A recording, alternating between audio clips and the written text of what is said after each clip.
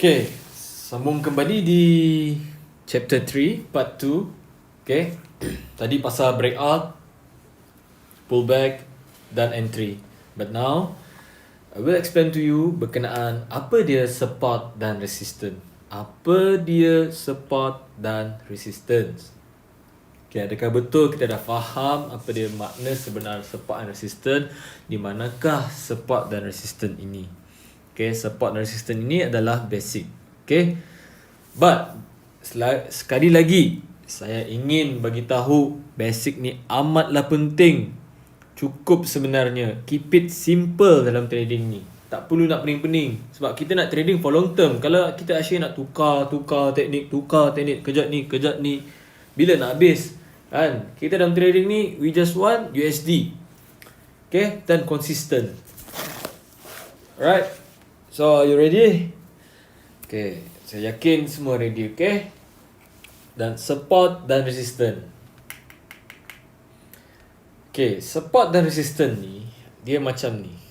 Korang dalam bilik kan sekarang tengok apa? Tengok Netflix, tengok video Paul X.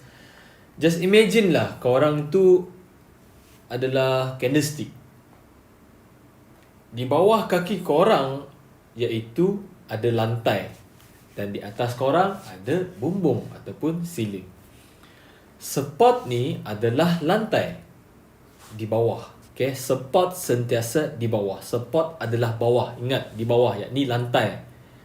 Dan resistance adalah ceiling ataupun bumbung di atas anda. So maknanya resistance ni yang berada di atas. Okay. So now support dan resistance. Allahumma salli ala Muhammad. Nanti kenapa saya kena terangkan berkenaan support dan resistance ni, ianya amat penting. Bila korang tanya nanti cikgu di mana nak entry Ni akan keluar semua soalan ni. Cikgu di mana nak entry Di mana nak entry? Okey. Apa dia directionnya? Okey, direction. Sebab support resistance ni sangatlah penting untuk direction. Untuk entry. Untuk re-entry dan exit. Okay. Keempat-empat ni memerlukan weapon SNR. Okay. So amatlah penting kita kena bab chapter 3 ni, kena tengok balik-balik video ni sampai korang dapat apa yang sebenarnya yang saya nak sampaikan. Okay. Sebab dia akan berguna untuk direction anda. Nak tahu di mana direction market ni adalah dia ada direction ni, maksudnya follow the trend. Okay, follow trend. Kalau trend to buy, kita kena ikut trend to buy. Contoh macam sekarang kan, contoh macam market ni top naik dan berlakunya kejatuhan. So trend berubah untuk menuju ke bawah. So dalam trend menurun ni, sekarang ni menurun, downtrend, kita janganlah cuba untuk melawan untuk buy. Boleh untuk buy, tapi korang kena fahamkanlah kena fahamkan the storyline. Ini maksud storyline ni, contoh macam daily ni. Kita boleh masuk lagi bab support resistance, sabar. Contoh daily dia turun macam ni. Okay. Akan tetapi di H4 dia tak nampak seperti macam ni. Dia takkan nampak manjang macam ni. Tapi dalam isi H4 dia ada turun naik. But the direction dia nak menuju ke bawah ni, ke support. So maknanya ini adalah down trend. Tulisan doktor lah. So akan tetapi dalam candle ada harga. Contoh daily tu turun bawah macam ni. Tetapi daily di H4 isi dia taklah macam tu, dia akan ada retracement.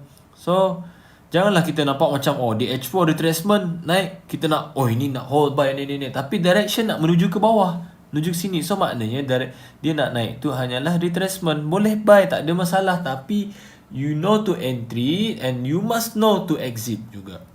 Okay. Tahu, oh ini adalah retracement. Tak apa, boleh buy, tapi buy sementara. Okay. So contoh ini DH4, dia punya bentuk. Sama juga jika DH4 turun, DH1 akan membuat seperti ni. Okay. Faham? So follow trend. Jangan bila macam trend sell, you nak lawan buy. Tak ada masalah untuk lawan buy, tapi you know to when to exit. Jika buy untuk sementara. Okay. Sebab market ni adalah market trillion. Siapalah kita untuk nak melawan trend? Siapalah kita untuk melawan trend? Kita follow lah. Macam contoh kan. Macam contoh, saya nak bagi contoh. Ini pulau. Okay. Ini pulau. Ini tempat you tinggal. Okay. Ini tempat you punya girlfriend tinggal. Okay. Tapi ini berombak. Ini lautan Hindi. Yang ombak dia besar. Kita cuma ada sampan yang kecil. Kita memang tahu bila sampan ni kita nak naik, nak jumpa girlfriend kita ni yang kita sayang, sangat-sangat sayang ni, yang kita tak tahan nak jumpa dia lagi. No matter what you nak jumpa juga. Tapi bila you nak pakai sampan yang kecil ni, mesti confirm you redah ini ombak, mungkin dalam sini you dah gone, meninggal, tak selamat. Risknya sangat tinggi. Sama juga dalam market forex ni, dia punya high volatile, sangat berisiko. Kita nak lawan trend, kita tahu dah market ni buy, kita nak buy juga ke atas. Kita nak kita nak sell juga ke atas ni. Market belum bertukar arah lagi, kita nak sell. Inilah orang cakap awal tahun depo 1000, hujung tahun 1000 lagi, masih lagi. So tunggulah dia bagi hint turun dulu, baru kita ambil re-entry. Okay, faham? Samalah macam ni, market ni sampan yang kecil ni. Macam mana kita nak pergi ke tempat ni dengan selamat untuk berjumpa girlfriend kita tu? Kita tunggulah ada kapal besar yang transit. Kapal besar Titanic ke apa ke semua, kapal besar pelabuhan ke yang hendak pergi transit ke sini, transit sini dan nak pergi sini. Kita ikut, jadi kuli pun tak apa mah. Yang penting janji sampai sini selamat. Faham? So sama dalam market, kita follow the trend je. Okay? So kita akan kembali ke bab entry, iaitu support dan resistance. Tadi kita mau to explain pasal direction lah. Okay? So, di mana nak entry? Okay, lepas ni kita nak entry di support dan resistance. Kita nak re-entry pun di support dan resistance. Kita nak exit pun di support dan resistance. So, maknanya kita fokus kepada pelajaran support dan resistance. Okay. Resistance yang berwarna biru ni. Saya bagi warna biru.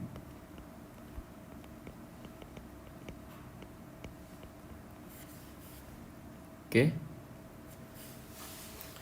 So, resistance yang berada di, ini yang saya ajar basic basic support resistance dulu perkenalan tentang support and resistance. Okay, support yang warna merah. Support ni yang di bawah, guys. Okay. Ingat tadi support yang di bawah, resistance yang di atas. Ini dia punya rules. Okay. So, apa yang dimaksudkan dengan perkataan bermula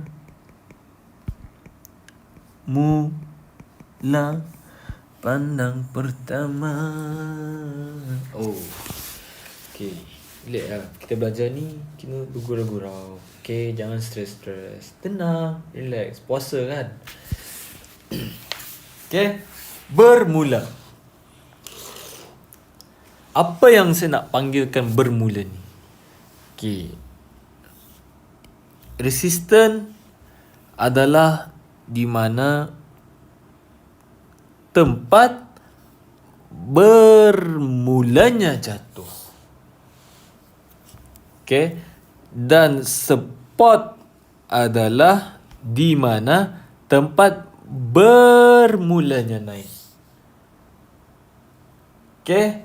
Resistance, saya ulangi lagi, di mana tempat bermulanya jatuh, dan resistan di mana tempat bermulanya jatuh, support di mana tempat bermulanya naik. Okay. So inilah yang dipanggil support dan resistance. Okay, di mana tempat bermula. Ini yang saya pakai basic contoh basic. Ni kat Google pun ada sebenarnya. Cuma saya nak bagi korang untuk mudah untuk faham dengan menggunakan ayat bermula. Okay, di mana bermulanya kejatuhan itu, itulah support, itulah resistance, dan di mana bermulanya kenaikan itu itulah support. Okay, samalah macam ni. Contoh kalau kita lukis dalam buy candlestick.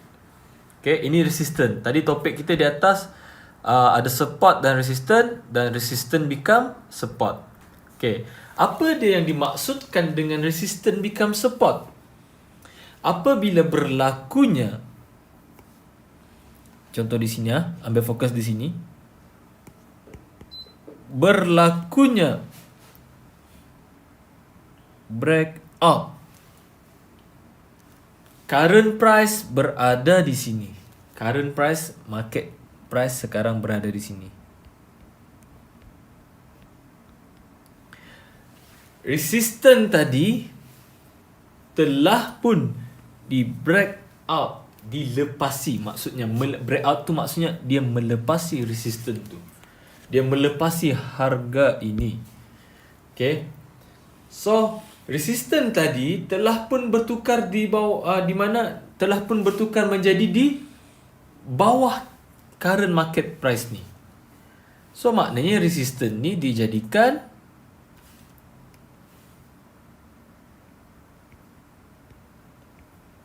support. So itulah yang dipanggil RBS, resistance become support, sebab resistance telah pun di breakout dan resistance tersebut dijadikan sebagai support. Sebab apa rules dia tadi yang kita belajar awal-awal? Support adalah yang di bawah, resistance adalah yang di atas. Faham? So di setiap resistance dan support ni adalah tempat kita untuk nak buy dan sell. Contoh, support adalah untuk tempat nak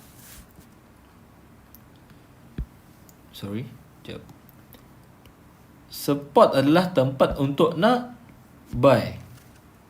Okay, ini dia punya law. Resistance adalah tempat untuk nak sell. Faham?